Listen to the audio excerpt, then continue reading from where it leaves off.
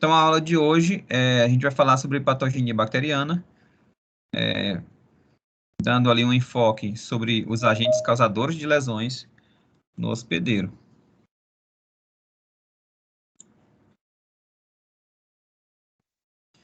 Então, primeiramente, o histórico da patogenia, né?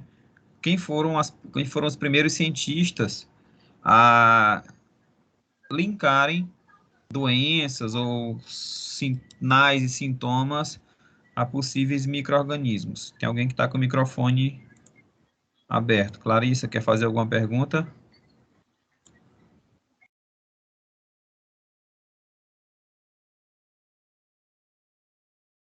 Então, Girolamo Fracastoro, médico italiano que viveu ali no século XVI, em 1546, ele definiu que o contágio, né, de micro-organismos ocorria da seguinte forma: pelos contatos, né, contato íntimo, mão, corpo a corpo, e também através de fômites ou objetos, principalmente objetos cirúrgicos, né? Também esse contato poderia acontecer à distância, através do ar, de micro-organismos que estão ali suspensos. Aqui nós temos uma gravura desse médico, Girolamo Fracastoro.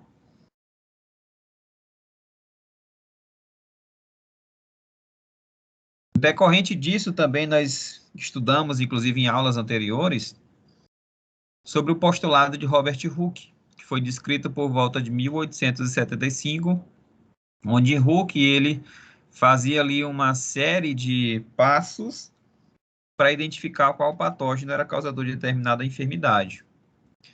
Então, nesse postulado, ele mostrava que existia um micro-organismo específico que estaria sempre associado a um determinado tipo de doença.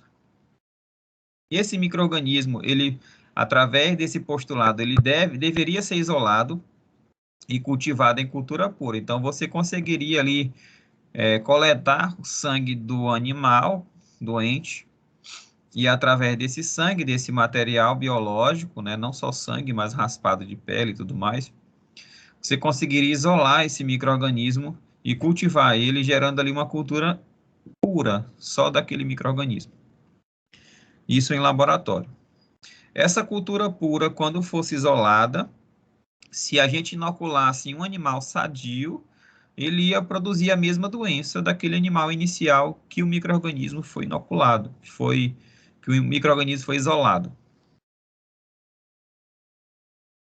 E lógico, esse animal que foi inoculado por esse micro-organismo puro, ele também poderia ser coletado o material biológico dele e isolar o micro-organismo causador da doença. E se tenha hoje a respeito do postulado de Hooke, que obedece ou não ao postulado? Primeiro, nem todos os micro-organismos estão associados a doenças. Existem micro-organismos que não causam doenças, né? Existem micro-organismos que são benéficos.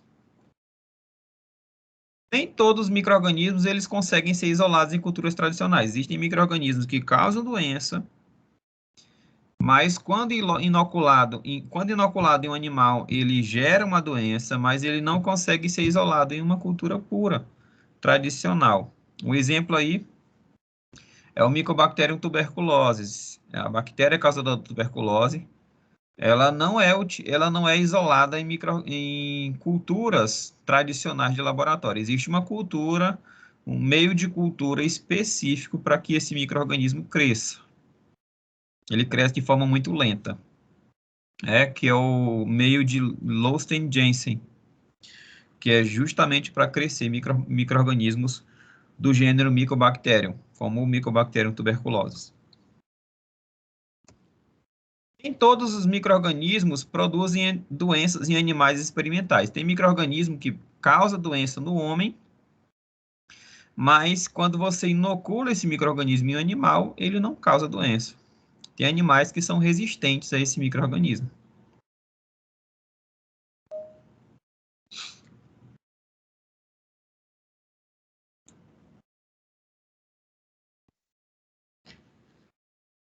E também nem todos os micro-organismos são isolados em animais experimentais. Se o micro-organismo não consegue gerar uma doença, né, não consegue parasitar aquele animal experimental, ele também não consegue ser isolado daquele animal. Então, o corpo humano, ele é continuamente habitado por vários micro-organismos diferentes. Na grande maioria, são bactérias, e essas bactérias, em condições normais, em um indivíduo sadio, são inofensivos. E algumas delas podem ser até benéficas. Então, é esse conjunto de micro-organismos que estão ali ao redor do nosso corpo, povoando algumas regiões do nosso corpo, é chamado de microbiota normal. Só que existem órgãos e regiões do nosso corpo que são isentos de micro-organismos, são regiões estéreis. Então, alguns órgãos, né, como fígado, baço, pâncreas, pulmão, ao pulmão nem tanto, o sangue, eles são estéreis, tá? O pulmão, ele não é estéril porque ele está em contato ali com o ar inalado e tem micro-organismos ali dentro do pulmão que acabam, na grande maioria, fazendo bem. Mas o baço, o pâncreas, o fígado, a bexiga, o sistema nervoso central e o sangue, eles são estéreis, eles são isentos de micro-organismos. Então, quando eu detecto a presença de micro-organismos nesses órgãos que são estéreis, é um indicativo de infecção. Clarissa, quer fazer uma pergunta? Levantou a mão.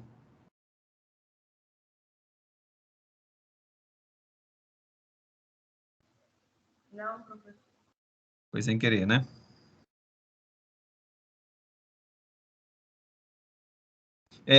Recém-nascidos sadios, eles, como o recém-nascido, ele acabou de nascer, né? Ele veio de um ambiente estéril, né? A barriga da mãe, o útero, né? A placenta, o interior ali da placenta é um ambiente estéril.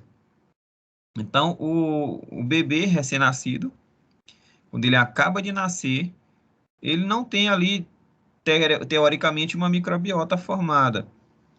Essa microbiota vai se formando ao longo da exposição desse indivíduo ao ambiente, à alimentação, incluindo contato com outros seres humanos. Então, o recém-nascido, quando ele nasce de parto vaginal, né, quando ele está passando ali pelo canal vaginal, que é um canal rico em micro-organismos, né, o canal vaginal, o contato dos olhos, do nariz, da boca, da pele do recém-nascido com o canal vaginal já auxilia na formação posterior da microbiota. Então, aqueles micro-organismos que o recém-nascido entrou em contato durante o parto, vai auxiliar na montagem da microbiota normal dele. Então, a microbiota presente na superfície da pele e de algumas mucosas se instala no indivíduo desde o nascimento e permanece até a sua morte. Quando se fala em microbiota, alguns conceitos importantes devem estar bem fixos na cabeça da gente. Primeiro, a microbiota é o conjunto de micro-organismos em um ambiente específico do nosso corpo. Nós temos a microbiota nasal, microbiota oral, microbiota da pele, microbiota intestinal, microbiota genital, uma série de regiões que têm grupos de micro-organismos específicos. O nosso corpo, existe aí vários tipos de pele, né? Nós temos as peles que têm pelos e outras que não têm pelo, né? Tem peles de indivíduos que são oleosas, tem peles que são localizadas nas dobras, né? Dobra da perna, dobra do cotovelo, nas axilas, na genitália. E temos pele que são regiões de transição com mucosa, o canto da boca, a região ali da próxima à genitália, que estão ali em transição. As mucosas, elas podem apresentar microbiota.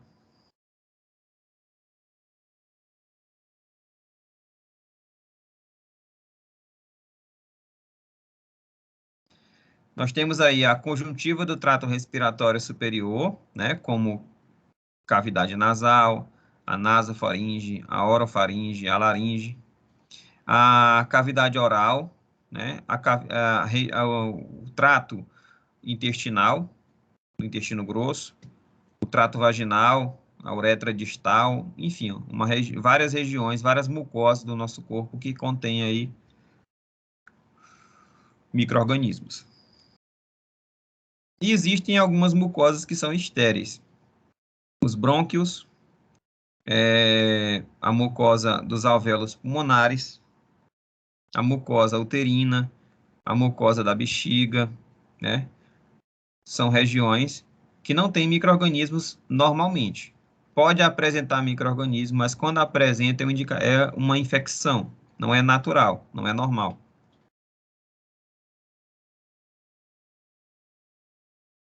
Então, esses micro-organismos que habitam regiões específicas do nosso corpo, né? Alguns deles são comensais. E o que são micro-organismos comensais? São micro-organismos que se alimentam de restos, ou de matéria morta, ou de restos de alimento, como, por exemplo, os micro-organismos da microbiota intestinal. Eles se alimentam ali de substâncias que não foram absorvidas pelo nosso intestino.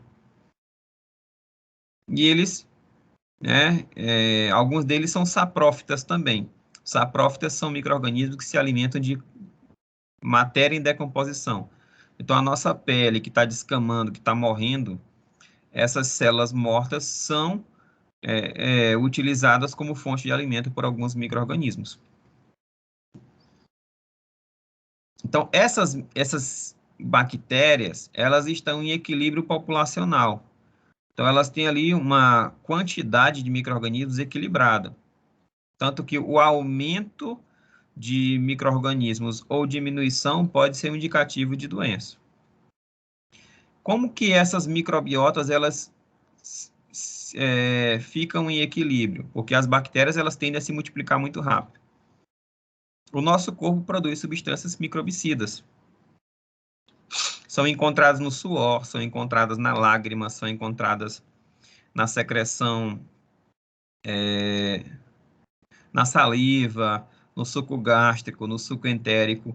E essas substâncias microbicidas, elas destroem bactérias.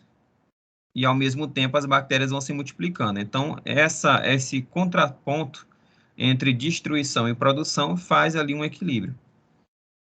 Além do mais, nosso corpo, nossa microbiota também é rico em células de defesa. A nossa medula óssea está constantemente produzindo células de defesa. Essas células de defesa são liberadas no sangue, e do sangue elas migram para os tecidos, principalmente as mucosas.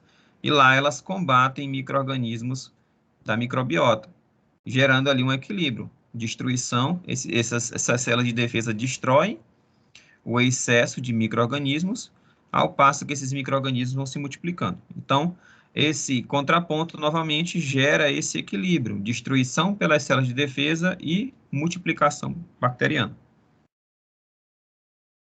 Então, comensal são espécies de micro-organismos que utilizam-se de indivíduos ou de uma outra espécie para facilitar a obtenção de alimento, porém, não gera prejuízo para outra espécie.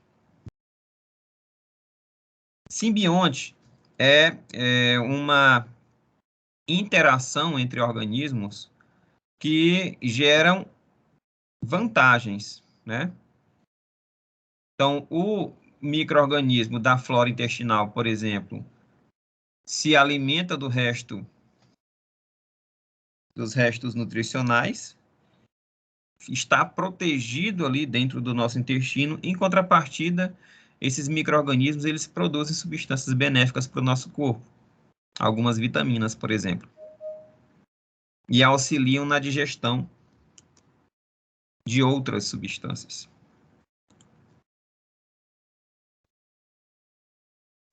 E indivíduos saprófitas são indivíduos que não causam doença e se alimentam de matéria morta, né?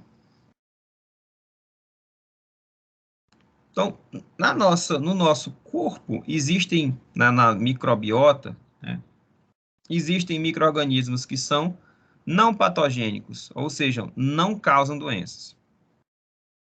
E existem micro-organismos que são patogênicos, mas estão ali sob controle. Existem micro-organismos que estão ali no meio termo. Eles não causam doença normalmente, mas eles podem vir a causar doença em determinadas condições. São chamados de micro-organismos oportunistas. Então, algumas bactérias, quando elas estão sob controle, elas não causam doença. Mas se o indivíduo, o hospedeiro, ele apresentar um déficit do sistema imune, gerar ali uma queda na imunidade, esses micro-organismos eles podem se aproveitar dessa fragilidade do nosso corpo, se multiplicar de forma descontrolada e gerar uma doença oportunista.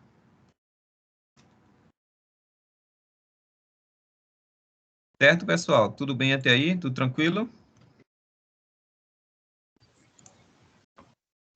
Tranquilo, professor. Sim, professor. Alguma pergunta? Tá dando para compreender? Ah, sim. Ótimo. Se tiver alguma dúvida, alguma pergunta, pode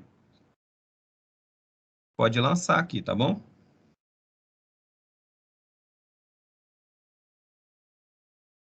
Então, essa microbiota, como eu falei para vocês, elas começa a se formar desde o início da vida, né? Logo após o parto. Então, nós estávamos em um ambiente estéril, fomos formados em um ambiente estéril, na mucosa uterina, né? E dentro da placenta ali tem um ambiente esterilizado também, né? Inclusive, micro-organismos e até vírus não passam do organismo da mãe para a criança, né? Até o vírus da AIDS, por exemplo, ele não consegue passar do sangue da mãe para o sangue da criança, através da placenta, porque existe uma barreira ali chamada de barreira hematoplacentária. Por conta disso, é possível uma mãe HIV positiva gerar uma criança sem a doença. Para isso, é necessário que a mãe, lógico, tome medicamentos para diminuir a carga viral, quando estiver próximo do parto, e essa mãe ela não pode dar à luz de forma vaginal, tá? Porque isso vai expor a criança ao vírus. Tem que ser feita uma cesárea onde se retirar a placenta inteira, a criança com a placenta inteira. Depois que se faz a remoção e a criança ainda passa ainda por um processo de medicamentos para evitar que o vírus se instale no corpo dela. Então, é normal. E outra coisa, a mãe não pode fazer o aleitamento, porque o vírus passa pelo leite. Isso é um ponto muito importante. O vírus HIV ele passa pelo leite. Então, mães HIV positivas não podem amamentar seus filhos, porque senão vão passar a doença. E é um alerta que eu sempre faço, principalmente para pessoas que moram no interior. No interior é muito comum a figura da mãe de leite. Uma mulher dá à luz a uma criança, não desenvolveu, não produziu leite suficiente, e ela adota uma pessoa que também é mãe, é lactente, está produzindo leite, para amamentar a filha dela, o filho dela. Isso é muito perigoso, porque se essa mulher for HIV positiva, ela pode passar a doença para a criança, tá? O vírus. Quer dizer, a AIDS não é doença, né? É uma síndrome. Então, o parto vaginal ou o parto cesariano, eles têm uma influência muito grande na formação da microbiota. A microbiota da oronasofaringe, elas são formadas na criança, influenciadas por fontes dietéticas, né? Os alimentos que a criança se alimenta, micro-organismos que estavam ali na pele, a criança passa a mão na pele, depois passa no nariz, isso gera ali transferência de micro-organismos que vão auxiliar na formação da microbiota nasal, né? A criança coça, limpa o nariz com o dedo sujo, isso gera também transferência de micro-organismos. E também de fontes ambientais, a criança está inalando ali um ar com micro-organismos suspensos, e isso facilita ali a colonização de micro-organismos para a formação de uma microbiota. A pele a microbiota da pele, ela é formada sob influência do canal de parto vaginal. Então, se essa criança nasceu por um parto vaginal, as bactérias que colonizam a mucosa vaginal da mãe são transferidas para a pele da criança. E também de fontes ambientais. Então, a microbiota, os micro-organismos da pele da criança, são influenciadas pelos micro-organismos suspensos ali no ambiente em que ele se insere. Já o trato gastrointestinal, a microbiota do trato gastrointestinal é influenciado por fontes dietéticas, né, por alimentos. Os alimentos, eles são ingeridos ali com micro-organismos, por mais que você lave, mas aquele alimento ali, ele está em contato com o ar atmosférico, que tem micro-organismos em suspensão, né? Mesmo alimentos cozidos, né, ou alimentos crus, eles acabam tendo ali uma fonte de contaminação com o ambiente, tá? E existem alguns alimentos também que naturalmente têm micro-organismos, como iogurtes, né? Alguns produtos lácteos. O próprio leite materno, né? A mama, ela também está ali contaminada com micro-organismos da pele da mãe e acaba transferindo micro-organismos via aleitamento. E o trato geniturinário tem a sua influência na formação da microbiota através da migração de micro-organismos da pele e do trato gastrointestinal, né, através da defecação, através da manipulação da mão da criança na genitália ou a defecação ali, micro-organismos das fezes, acabam ali transferindo para o canal vaginal, canal uretral. E o canal de parto também influencia, além de fontes ambientais. A colonização pela orofaringe, ela também é influenciada, como eu falei, pela alimentação, que pode ser alimentos como prebióticos e alimentos como os probióticos. Qual a diferença, professor, de prebióticos para probióticos? E aí eu repasso a pergunta para vocês.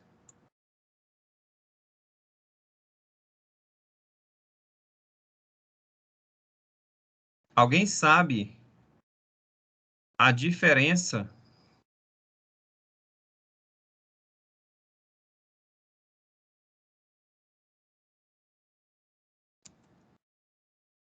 de prebióticos para probióticos? Não sei, professor.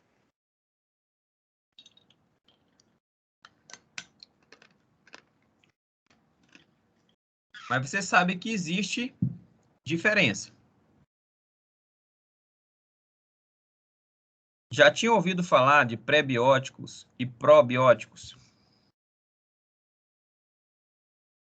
Sim. Eduardo, pode falar, Eduardo.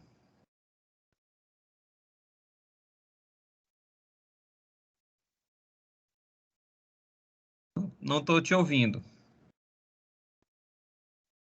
Tá com o microfone ligado, mas não estou te ouvindo. Talvez é o volume do microfone.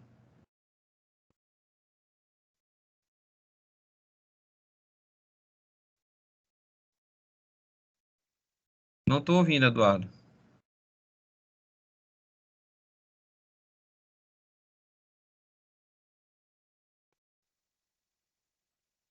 Não estou conseguindo te ouvir. Alguém sabe, pessoal, a diferença de prebiótico para probiótico?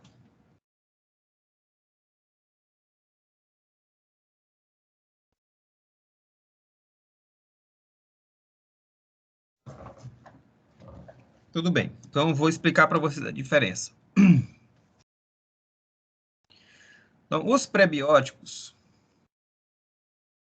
eles são alimentos que não são digeridos pelo nosso corpo né? São substâncias químicas, né, que são encontradas em alguns alimentos que não são absorvidas pelo nosso corpo, mas elas servem de fonte de alimentação para os micro-organismos da nossa microbiota, tá? Então, os prebióticos são fonte de alimentos para a microbiota do trato gastrointestinal. Já os probióticos são alimentos que contêm micro-organismos que vão compor a flora intestinal, tá? Como os lactobacilos, por exemplo, encontrados em alguns iogurtes, né, como Yakult e outros, e até medicamentos como Floratil, Florax, que são encontrados também em algumas derivados lácteos, né? Então, esses probióticos, alguns são bactérias, outros são fungos, né? Como eu falei aí do Floratil e Florax, eles não são lactobacilos, são fungos que auxiliam também na formação da flora intestinal. São lactobacilos, inclusive, que são os mesmos lactobacilos utilizados para produzir cerveja, né? Saccharomyces cerevisiae. Então, a alimentação influencia a formação da microbiota da região oronasofaringe. O processo de higiene também, fazer a higiene de forma constante, pode influenciar na formação na população dos micro-organismos, e também a não asepsia, a não limpeza, né? A falta de higiene também influencia. Alguns hormônios vão influenciar também, e o próprio sistema imune, né? As células de defesa. Como eu falei para vocês, a microbiota, ela está em equilíbrio, né? Sob controle. Por que que essa microbiota ela não cresce demais? Porque o nosso organismo tem mecanismos que impedem o crescimento exagerado dessa microbiota. E que mecanismos são esses? Que fazem ali, que promovem uma interação benéfica entre o parasita, entre os micro-organismos, fungos, bactérias, protozoários, e o hospedeiro, o ser humano. Então, o nosso corpo, pra vocês terem uma ideia da interação tão grande que existe no nosso corpo com os micro-organismos, que o nosso corpo tem, em média, 10 trilhões de células. 10 trilhões de células. O nosso corpo tem mais ou menos essa quantidade de células. São muitas células. Só que as células do nosso corpo estão em minoria quando comparado com as bactérias da microbiota. A quantidade de bactérias que o nosso corpo possui, em média, chegam à casa de 100 trilhões, ou seja, 10 vezes mais micro-organismos do que as células do próprio nosso corpo. Então, nós estamos em minoria.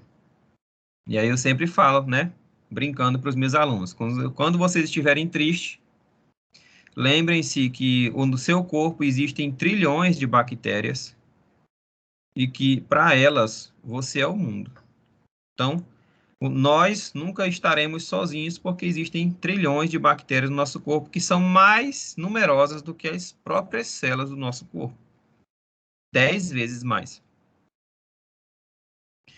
Então, esses micro-organismos, eles se espalham por diferentes regiões, né? Como a microbiota da conjuntiva, que são encontrados aí alguns tipos básicos de micro-organismos que estão elencados aí. A microbiota do nariz, a microbiota do estômago, a microbiota da pele, a microbiota da uretra, né? O canal que liga a bexiga ao meio externo, a microbiota do ouvido externo, microbiota da cavidade oral e orofaringe, microbiota do intestino delgado, microbiota do intestino grosso, microbiota vaginal. Então, nós temos aí uma grande quantidade de espécies de micro-organismos em diferentes regiões do nosso corpo.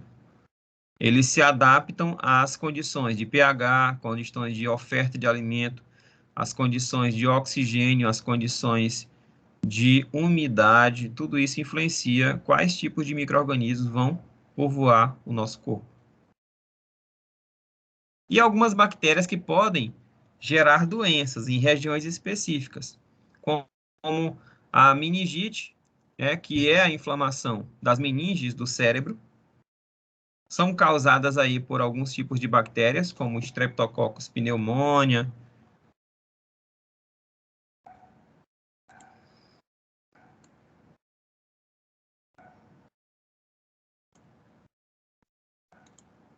só um momentinho.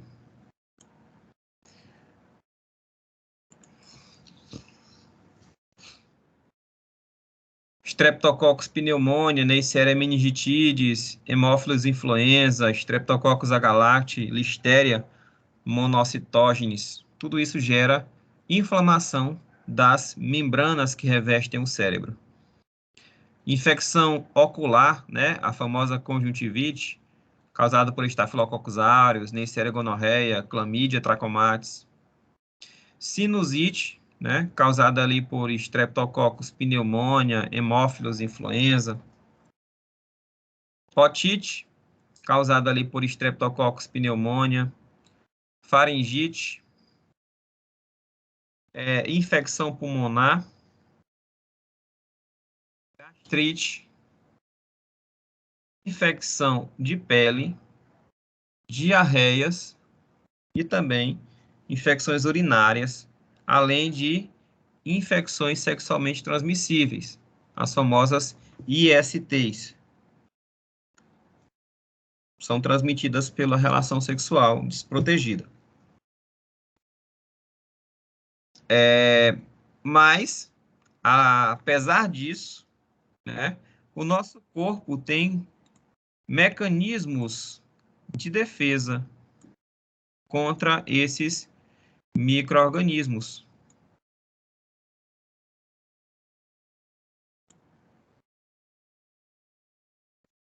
Só um momentinho para me ajeitar aqui o negócio.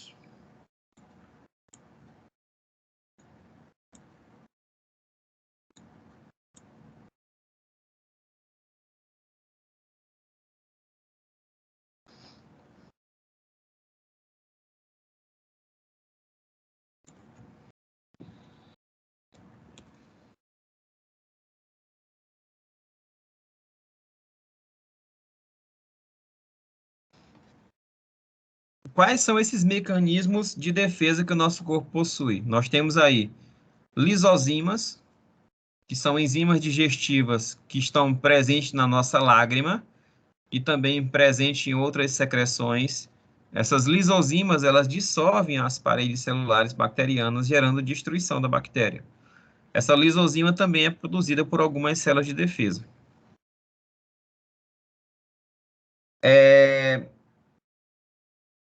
O nosso corpo também remove partículas e micro-organismos através dos cílios encontrados nas células da mucosa da nasofaringe. Então, esses cílios, eles se movimentam de forma, de um movimento do sentido interno e externo, movimentando ali o muco, a secreção viscosa, e gerando expulsão desses micro-organismos por conta da eliminação desse muco.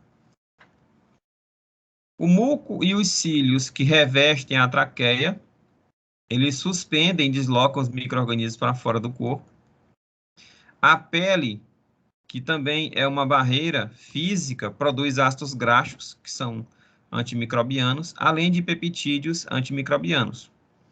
Então, a microbiota normal inibe também a infecção por bactérias patogênicas. Então, as bactérias benéficas do nosso corpo, benéficas da nossa pele, competem e impedem que as bactérias nocivas gerem doenças.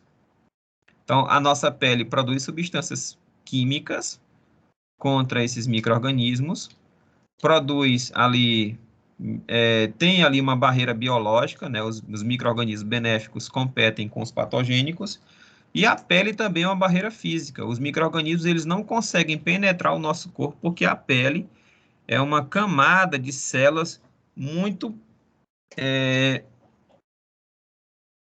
finamente ajustadas, e aí não passa micro-organismo entre as células. A nossa pele só se torna frágil quando ocorre ali uma lesão, um corte, um arranhão que lacera a pele e gera ali uma porta de entrada. Mas uma pele saudável, íntegra e hidratada, ela funciona como uma barreira muito boa para barrar micro-organismos. E aí uma informação importante. Nesse período de pandemia, a gente tem utilizado muito álcool para limpeza das mãos, né? E nas mãos a gente utiliza o álcool em gel. E não é muito recomendado o uso excessivo de álcool líquido nas mãos. Alguém sabe por quê que não é recomendado o uso excessivo de álcool líquido?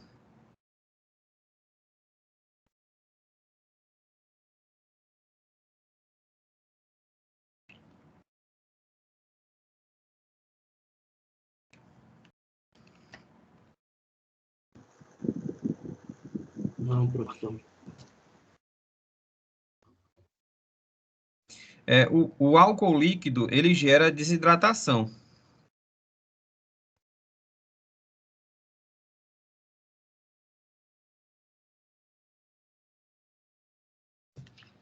Aí resseca a pele pode rachar, e isso gera ali uma porta de entrada para micro-organismos. É recomendado o álcool em gel, porque o álcool em gel ele tem ali substâncias hidratantes, que impedem o ressecamento da pele. Por isso que se utiliza álcool em gel e não álcool líquido. Então, o muco, né, aquela substância viscosa produzida pelo sistema respiratório, ele tem pequenas proteínas que são antibacterianas. Agem nos micro-organismos. Além do mais, os pulmões têm ali células de defesa que previnem infecções. O sangue também tem substâncias que previnem, que dificultam a proliferação de micro-organismos. Tem várias proteínas de defesa e a linfa que inibe o crescimento microbiano. O estômago tem uma acidez muito elevada que inibe o crescimento de um monte de micro-organismos. Algumas conseguem sobreviver, como a Helicobacter pylori, causadora da gastrite. Mas a grande maioria não sobrevive a esse conteúdo extremamente ácido do estômago. A rápida alteração do pH quando o alimento passa do estômago para o intestino também gera ali um choque que inibe o crescimento do microbiano. Então, o estômago ele é muito ácido, pH em torno de 2, 3, e o intestino tem um pH básico em torno de 9, 10. Então, essa variação de pH muito brusca, muito abrupta, também dificulta o crescimento microbiano, prevenindo infecções. A microbiota normal compete com patógenos, tanto no intestino quanto na pele. Então, à medida que a nossa microbiota intestinal e da pele está íntegra, está saudável, esses micro-organismos equilibrados, com seu equilíbrio populacional, impede o desenvolvimento de micro-organismos causadores de doença. As células epiteliais em todo o corpo apresentam junções firmes, então as células da pele são muito aderidas e impedem ali a passagem de micro-organismos entre elas.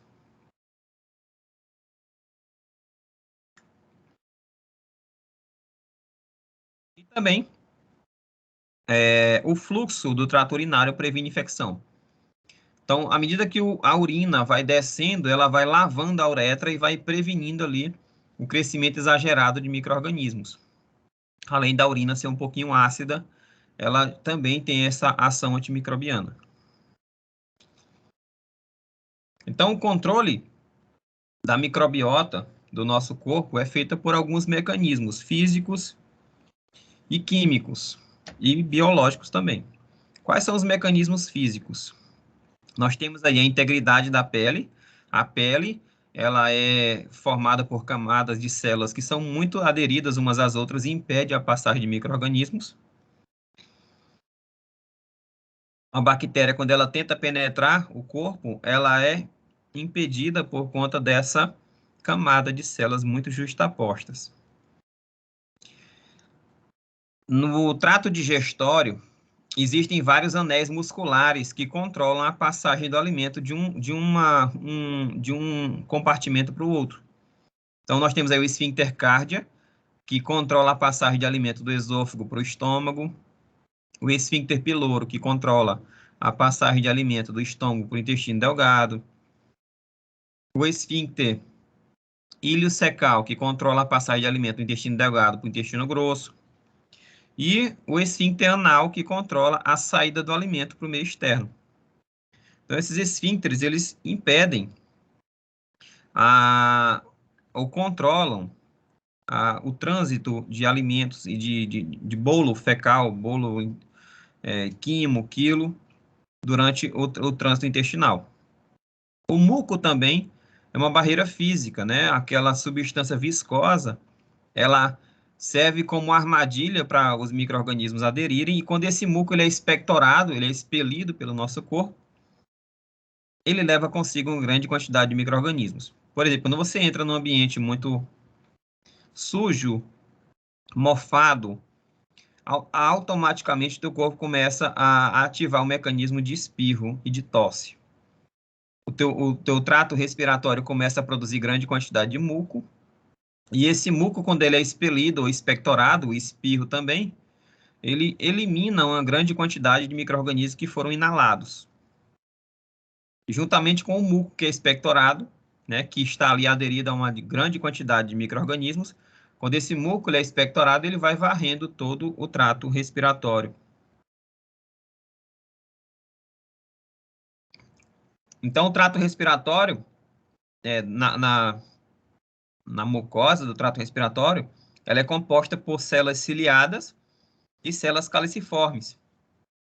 As células ciliadas contêm cílios que varrem esse muco para o meio externo, e as células caliciformes produzem esse muco viscoso que adere ao micro-organismo. Existem também substâncias químicas que são produzidas pelo nosso corpo que controlam a microbiota.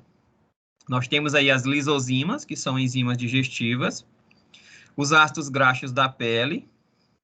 Então, as lisozimas e ácidos graxos encontrados na pele são eliminadas ali juntamente com o suor, e elas controlam o crescimento populacional de micro-organismos da microbiota da pele. O ácido clorídrico do estômago, que é extremamente ácido, destrói grande parte de micro-organismos que conseguem chegar ao estômago. O cerume do pavilhão auricular, né, a famosa cera de ouvido, também é uma substância microbicida e também viscosa, que adere ali grande quantidade de patógenos. Por isso que não deve se limpar em demasia o cerume do ouvido. Ele tem 3 propriedades muito importantes. Ele lubrifica, ele hidrata e também protege contra partículas e contra micro-organismos. O muco vaginal e o muco do trato respiratório. A mucosa vaginal produz ali um muco, uma substância viscosa, e também a mucosa vaginal ela é ácida por conta da fermentação proporcionada pelos lactobacilos, e isso protege a mucosa vaginal contra micro-organismos patogênicos. O pH da urina e da mucosa vaginal também protege esses órgãos contra micro-organismos. E as enzimas digestivas e sais biliares encontradas no trato digestório também protegem nosso corpo contra micro-organismos. Além desses mecanismos físicos e químicos, existem ações fisiológicas, ações que o nosso corpo faz normalmente, que um deles são os fluxos unidirecionais. O alimento, ele tende a sofrer migração sempre do sentido da boca para o ânus. E à medida que esse alimento ele vai passando pelo trato digestório, ele vai varrendo o excesso de micro-organismos. Tanto é que boa parte do conteúdo fecal que nós expelimos, a grande maioria são bactérias mortas. Então, a urina, ela é expelida num fluxo unidirecional dos rins para a uretra. Isso vai varrendo possíveis micro-organismos que estão ali povoando essa mucosa. O movimento peristáltico, o movimento do intestino, também gera ali um fluxo unidirecional que vai varrendo os micro-organismos para o meio externo. E os movimentos ciliares, produzidos ali pelas células ciliares do trato respiratório, também geram ali um fluxo unidirecional que expele possíveis micro-organismos invasores e partículas tóxicas e de poeira. E existem também ações biológicas que controlam a microbiota. Nós temos aí anticorpos do tipo IgA, que são secretadas nas mucosas, células fagocíticas que migram para a mucosa, como os neutrófilos, que são especializados em combater bactérias, os eosinófilos, que são especializados em combater parasitas, os basófilos, que geram ali um processo alérgico, os linfócitos, que combatem células tumorais e vírus, os plasmócitos, que é um tipo específico de linfócito ativo, que produz anticorpos, os monócitos, que são células fagocíticas, que fagocitam partículas e micro-organismos, os macrófagos são derivados dos monócitos, estão ali nos tecidos, além das células sentinelas, que são os macrófagos encontrados em regiões específicas do nosso corpo.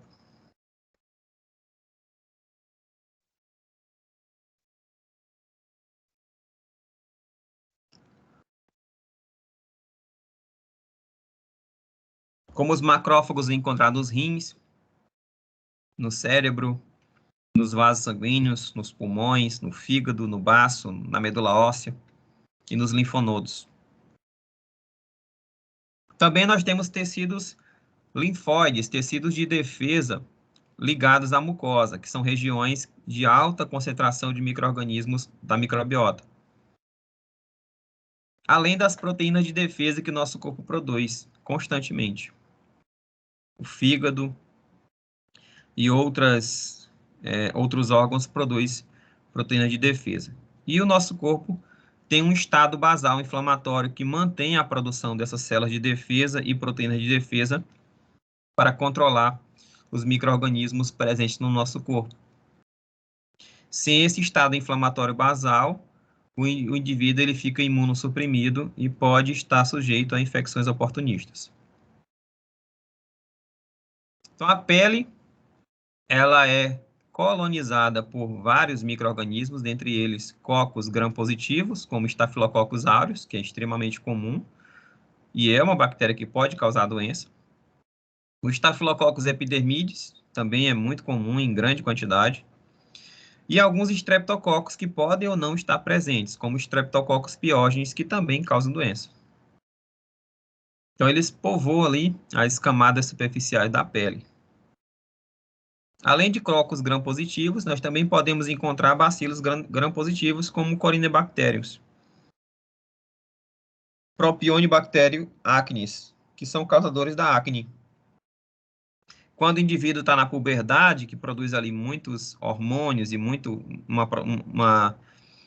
tem uma oleosidade muito grande na pele, isso pode entupir poros de glândulas sebáceas, e essa obstrução pode propiciar o crescimento de micro-organismos, como o próprio Propionibacterium acnes, que gera um processo inflamatório ali causador da espinha. Então, a nossa pele ela é colonizada por grande quantidade de micro-organismos que estão em equilíbrio, mas que podem gerar alterações que podem causar doenças, como a acne. O nosso olho também tem uma quantidade significativa de micro-organismos, como cocos gram-positivos, como Staphylococcus epidermidis, e alguns cocos gram-positivos, como Corynebacterium. Mas essa conjuntiva, ela pode sofrer ali alterações, gerar em produção uma condição inflamatória, gerando o que a gente chama de conjuntivite, né? Todo termo médico acrescido de sufixo -ite significa inflamação. Então, a conjuntivite é a inflamação da conjuntiva. Então, a esclera ou conjuntiva, que é a parte branca dos olhos, tem ali alguns vasos sanguíneos visíveis e pode ter ali a presença de um filme lacrimal equilibrado. Então, a produção ali de uma pequena quantidade de lágrima. O canal lacrimal ele é encontrado aqui na parte superior, externa do olho, abaixo da pálpebra, e que produz lágrima constantemente, em pequena quantidade, para lubrificar o olho, evitar ressecamento e também controlar a microbiota. E aqui na linha média do olho, no ângulo médio do olho, existe um orifício que é o duto lacrimal. Esse duto lacrimal, ele drena o excesso de lágrima e leva para o pavilhão e leva para a mucosa nasal, né? Por exemplo, quando você chora bastante, né, esse excesso de lágrima ele é conduzido para o nariz e pode ali hidratar a mucosa nasal e gerar ali expulsão de muco, né, de catarro. A pessoa às vezes fica escorrendo o nariz de tanto chorar. É por conta disso. Quando o indivíduo ele tem ali uma infecção oportunista por algumas bactérias, o olho tende a ficar vermelho, né, a conjuntiva, a esclera. Há uma secreção amarelada ou amarela esverdeada e ao acordar o olho pode grudar. Pode ocorrer só em um olho ou nos dois olhos. E essa conjuntivite bacteriana é extremamente contagiosa. Tá? Inclusive, o paciente, quando tem conjuntivite, ele não deve se aglomerar, não deve ir para o serviço, nem para a faculdade, para evitar disseminação dessa doença. A conjuntivite também pode ser causada por vírus, né? Ela é um pouquinho diferente da conjuntivite bacteriana, por conta da produção de secreção. O olho também fica vermelho, coça, pode grudar, mas a secreção não é amarela esverdeada, geralmente ela é branca ou transparente. Pode ocorrer nos dois olhos e é contagiosa também. E existe a conjuntivite alérgica, é muito parecida com a conjuntivite viral. Mas, além da inflamação do olho, também tem congestão nasal. O nariz fica entupido. O paciente apresenta espirros, a pálpebra fica colando e há uma sensibilidade muito grande à luz. E sempre vai ocorrer em ambos os olhos. Nesse caso, não é contagiosa.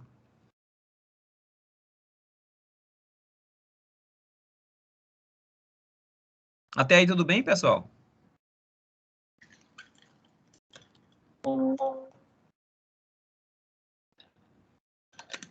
Tranquilo?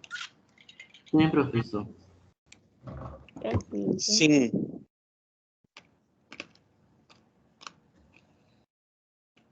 Beleza. Pessoal, a gente não vai ter intervalo hoje. Vamos direto, tá? E a gente vai terminar 9h20, 9h25, porque eu vou ter uma reunião 9h30, tá bom? Combinado? Tá bom. Ok. Beleza. Então, a nossa faringe, né, a cavidade oral, nasal, ela também tem micro-organismos, como Staphylococcus aureus, que é comum encontrar na boca e na faringe. Staphylococcus epidermidis também é comum. Streptococcus de diversas espécies, além de enterococos, que é de forma irregular. Os enterococos eles são encontrados geralmente no trato digestório, né? Esse prefixo enteron significa intestino. Então, cocos encontrados no intestino. Pode acontecer, né? Geralmente é contaminação orofecal. E bacilos gram-positivos, como, por exemplo, o Corynebacterium.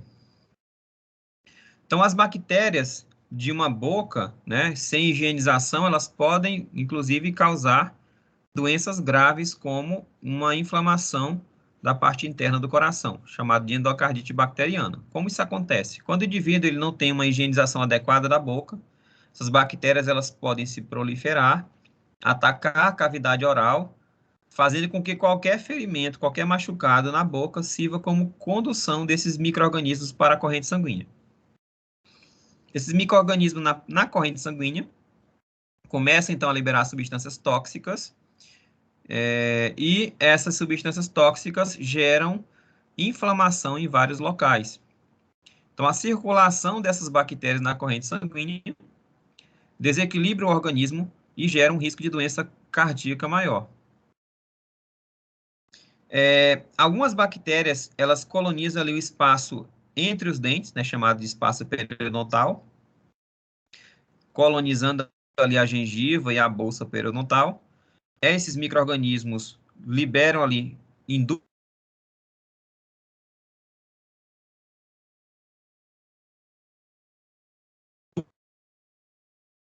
Travou, professor.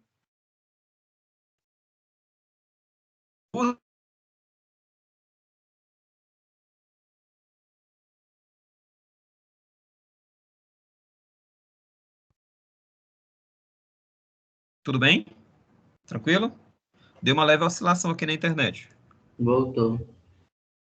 Voltou, né? Então, além dos bacilos gram-positivos, existem os gram-negativos. Agora na explicação daquela imagem. Ah, sim. Vou voltar. Então, algumas bactérias, quando o paciente ele não tem uma asepsia adequada da boca, não escova os dentes direito, ou não escova os dentes regularmente, as bactérias aqui da boca podem se proliferar demais, né? Podem, a qualquer machucado na boca, entrar na corrente sanguínea, liberar toxinas e gera um processo inflamatório no corpo que pode aumentar a chance de doença cardíaca.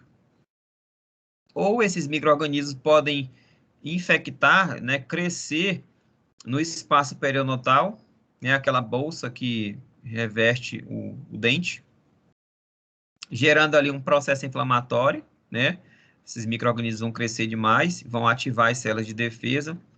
Essas células de defesa produzem substâncias inflamatórias que vão gerar inflamação no corpo, aumentando o risco de doenças cardiovasculares,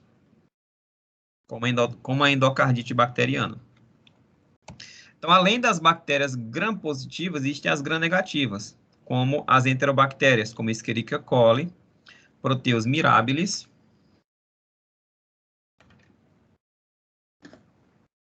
Pseudomonas aeruginosa. E existem também as bactérias normais do intestino, como os bacilos gram-negativos, como Escherichia coli, Proteus mirabilis, Pseudomonas aeruginosa. Bacilos gram-negativos, como Corynebacterium, Clostridium tetani, que é a bactéria causadora do tétano, pode estar presente no intestino. Cocos gram-positivos, como Staphylococcus aureus e Epidermides. Então, para vocês terem uma ideia, no estômago, nós temos aqui de 0 até 100 bactérias, 100 bactérias encontradas no nosso estômago, como Lactobacillus, Candida streptococcus, a Helicobacter pylori, que causa a gastrite, e os Peptostreptococcus. No duodeno, são encontradas ali cerca de 100 tipos de micro-organismos, como Streptococcus e Lactobacillus. No jejuno, encontradas ali cerca de 100 também espécies, como Streptococcus e Lactobacillus. No intestino proximal, delgado proximal, no ilho, há cerca de 100, de 1000 espécies de micro-organismos, como Streptococcus e Lactobacillus. E na parte distal do intestino delgado, cerca de 10 elevado a 7 ou 10 elevado a 8 espécies de micro-organismos. Então, o nosso intestino, ele é povoado por bactérias benéficas e bactérias ruins, né, maléficas, que podem causar doenças.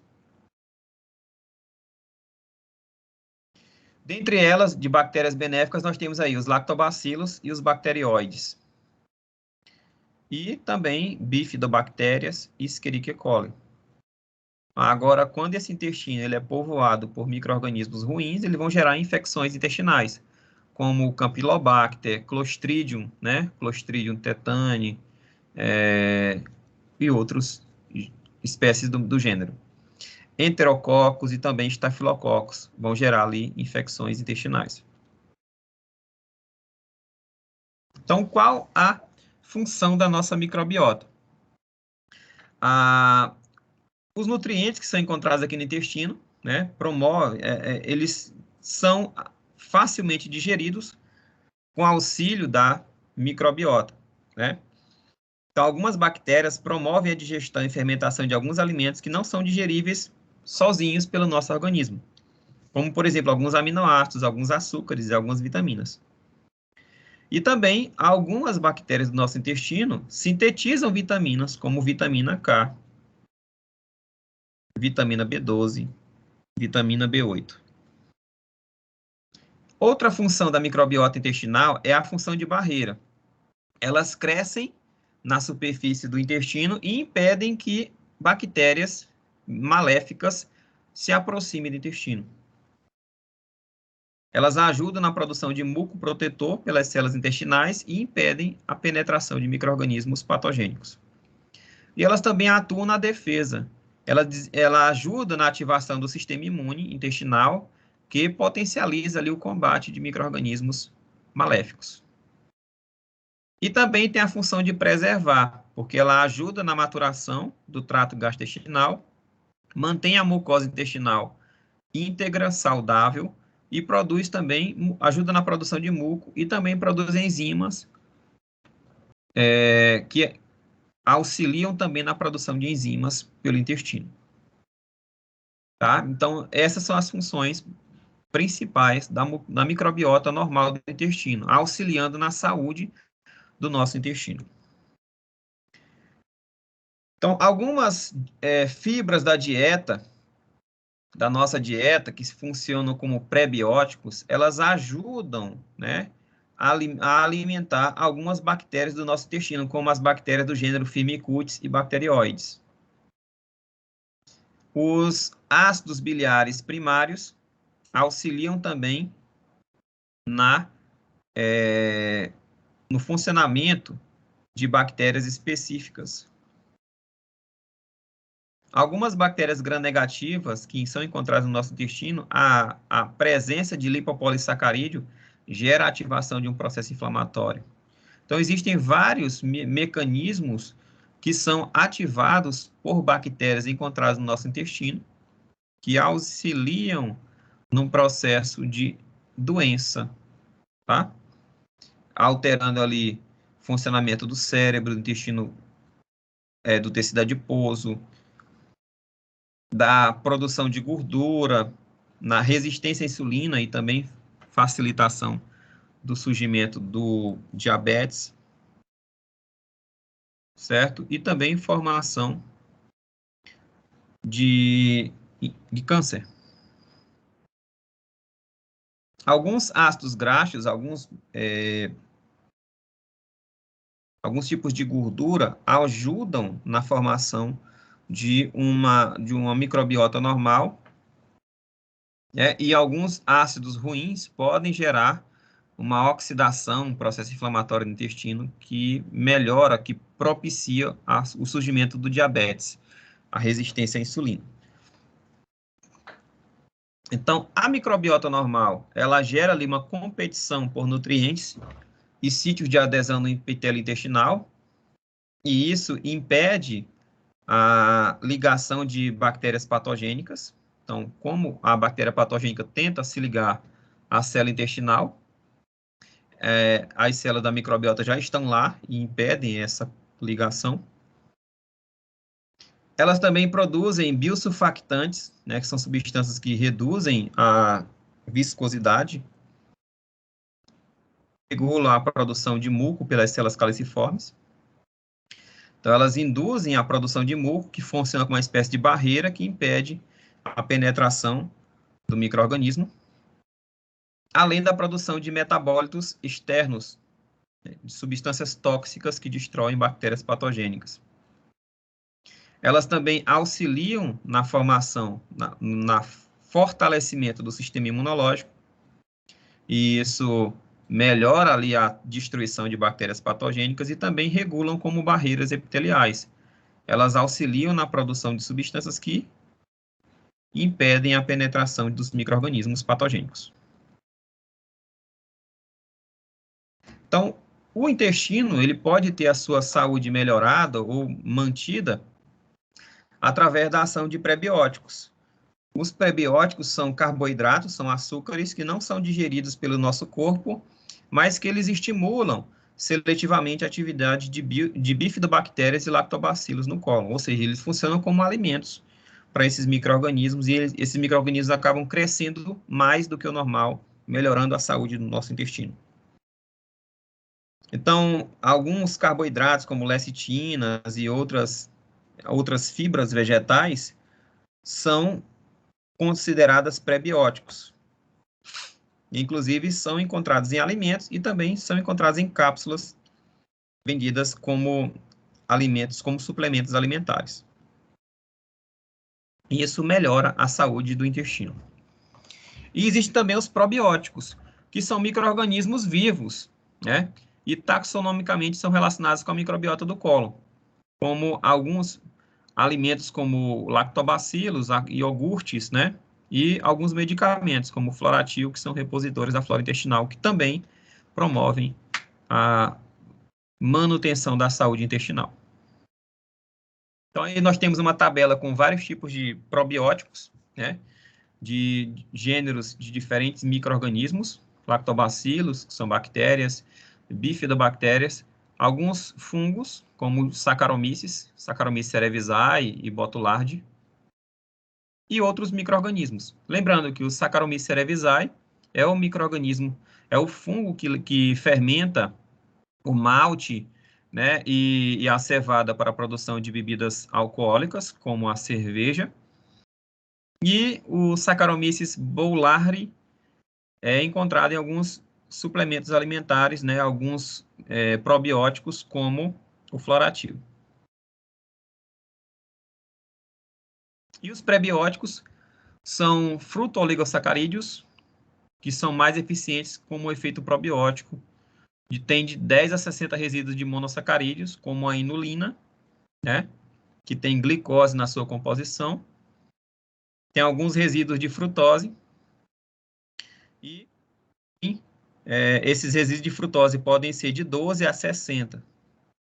Esses prebióticos no trato digestório resistem bem ao pH estomacal, resiste a enzimas digestivas, ou seja, o intestino não consegue absorver, não consegue digerir, não sendo absorvida, mas elas sofrem fermentação pelas bactérias intestinais, como, por exemplo, os lactobacilos e as bifidobactérias. Funcionam como alimento para elas. Então, a inulina no intestino grosso, elas auxiliam ao fortalecimento, o crescimento das bifidobactérias e lactobacilos, gerando fermentação, e os produtos finais, como os ácidos graxos de cadeia curta, que tem 1 a 6 carbonos, como o acetato, propionato e o butirato, além do isobutirato, valerato e outras substâncias, são fonte de energia para as células da mucosa e também submucosa intestinal. Tem efeitos tróficos no tecido da parede intestinal e auxiliam também na promoção da saúde. Então, aí nós temos exemplos de alimentos que são prebióticos, como alcachofra, cevada, mirtilo, banana, mel, alho poró, grãos integrais. E aí nós temos o nível de inulina desses micro-organismos, que é um tipo de prebiótico, encontrado em diversos tipos de alimentos. Tranquilo, pessoal? De boa? Podemos ficar por aqui.